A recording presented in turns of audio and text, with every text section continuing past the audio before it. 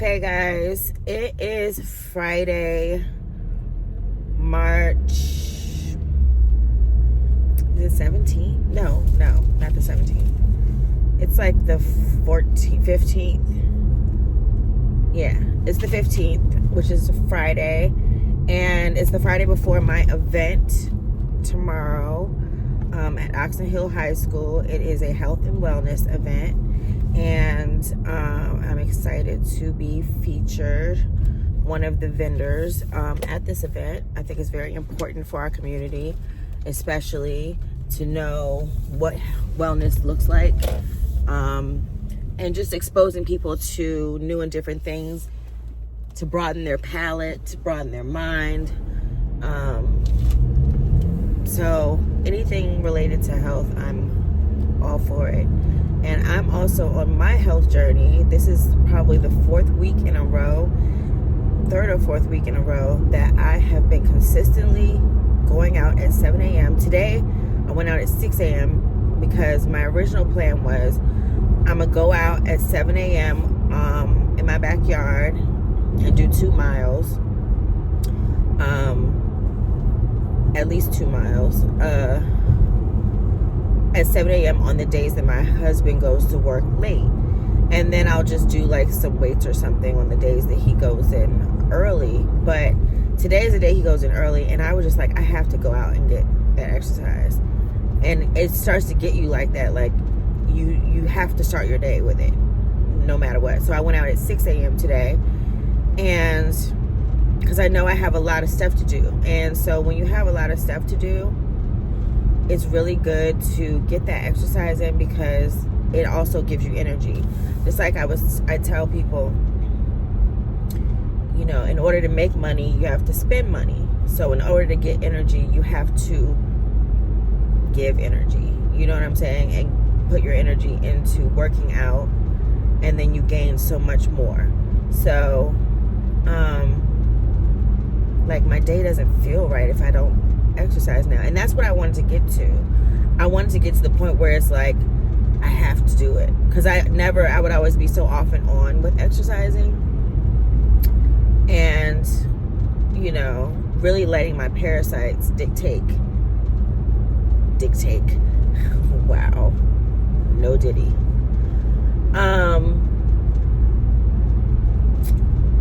Really letting your parasites dictate what you do in a day. And that's really what it is. It's your higher self against your lower self. And your lower self happens to be the influence of your gut. And your gut influence is based on what you consume.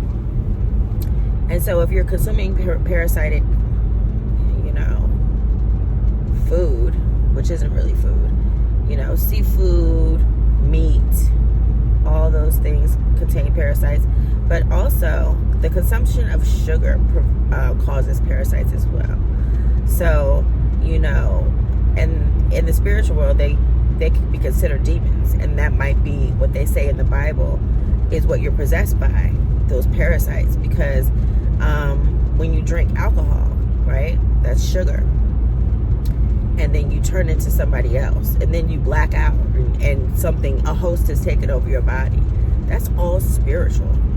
Whether you think you're just, you know, living it up or whatever, you're going through a spiritual transaction when you consume alcohol, when you consume anything, you know. So make sure that you're feeding your higher self and not that lower self. Speaking of parasites, you know, I'm also a businesswoman. I have parasite detox tea on my website at www.fatveganmeals.com. Click on the herbs section of our website, and the parasite detox tea works. I'm trying to tell y'all. If you know, it is bitter, like most herbs that are good for you. Now, we're not talking about peppermint tea. We're not talking about mango, turmeric, whatever that you get from the grocery store. We're talking about real herbs, you know, that actually reverse diseases, that actually improves your well-being and life, extends it, and all those things. So We're talking about real herbs. And if you can take shots of Casamigos, you can take a shot of these herbs. Okay? It's about what you want to put your energy into. And so it's life or death. It really is life or death. All your decisions lead to one or the other. There is no like, oh, let's just no. Like, every decision points to either life or death. And so, yeah. Anyways, Parasite Detox Tea on my website, fatveganmeals.com. Click herbs. It's called the Parasite Detox Tea. So yeah, it is bitter. You should definitely drink it. Don't put sugar or any type of sweetener in it. Just drink it. And after for me, I drank it 2 days in a row. 1 cup one day, 1 cup another day, the second day. And that's when I started seeing parasites. Now, what the tea does is it kills the parasites. So the ones that it kills, they come out when you defecate, pretty much. So pay attention at least after the second day. Start paying attention to that toilet and to them baby wipes. When you wiping yourself, you gonna see a little. So yeah, you want to get rid of those influences, which are the parasites. They control your mind, your thoughts, your actions. You have to know the body is such an intricate machine. And once you learn that this is all science, guys, and the master scientist, the creator himself, has created such, wow. And it's so intricate but so simple. It really is so simple, guys. I mean, knowing how to take care of your body. But, our society has gotten us addicted, and they know what they studied the human body. Okay, they studied the human body. The oppressors. Okay, the ops. Okay, they studied the human body, and they've created things for us to consume and to watch and to hear that will affect our higher being. They know what they're doing. Sugar is baby crack. Okay, let me just get that straight. Sugar is baby crack. Okay, it is not good for anyone. It's highly addictive. My husband, he loves sugar, and since he was a kid. And so growing up, he was allowed to eat, bowls and bowls of sugary cereals and stuff like that. And people are consuming this stuff like it's food, but it's really poison. And so he spent years just sugar fiending. And we've all had addictions, and we've gotten through all of our addictions, but that sugar for him is a wild one. Like that's like the master, at the end of Mortal Kombat, that's the one that, you got to beat that. You got to finish him. Okay. You got to finish him because he's going to ruin you. So we trying to finish him, y'all. We trying to finish him. Child, that sugar monster ain't no joke. But, anyways, I am going to the grocery store, get some more oat milk, and then I'm going to pick up my Starbucks. So I'm going to get off of here with you guys, order my Starbucks, go to the store, get what I need, and, take this bag.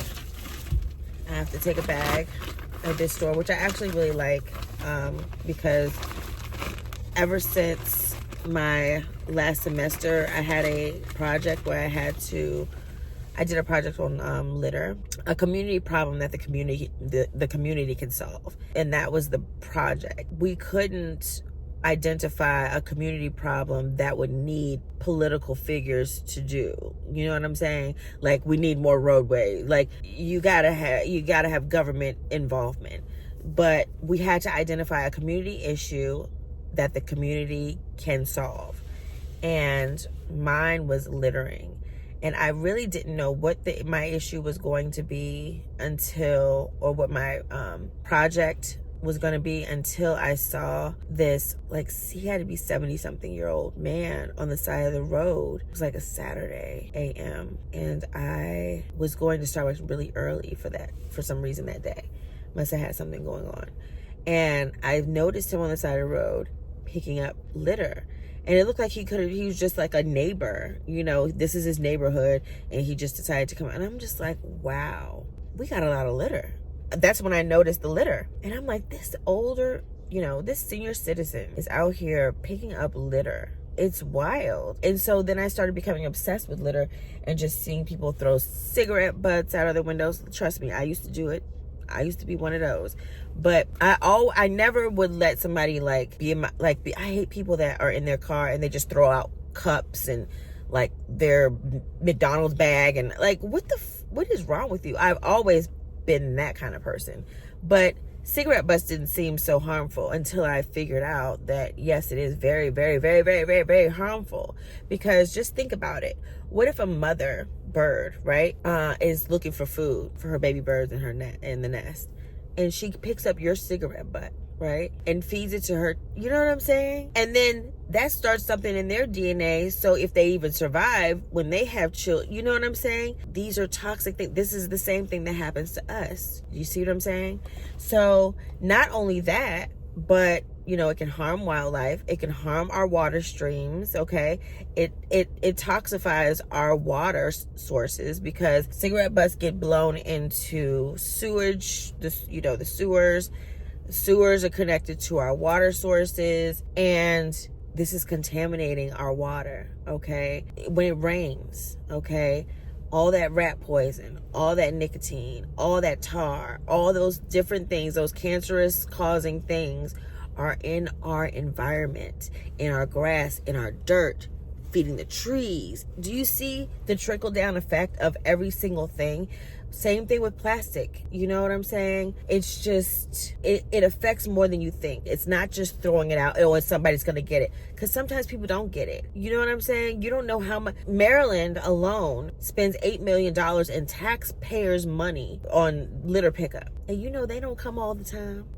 People, put trash bags in your car. People that smoke cigarettes, have a fucking ashtray and dump your ashtray in a trash bag and put it in the trash can, because that stuff, just do what you need to do.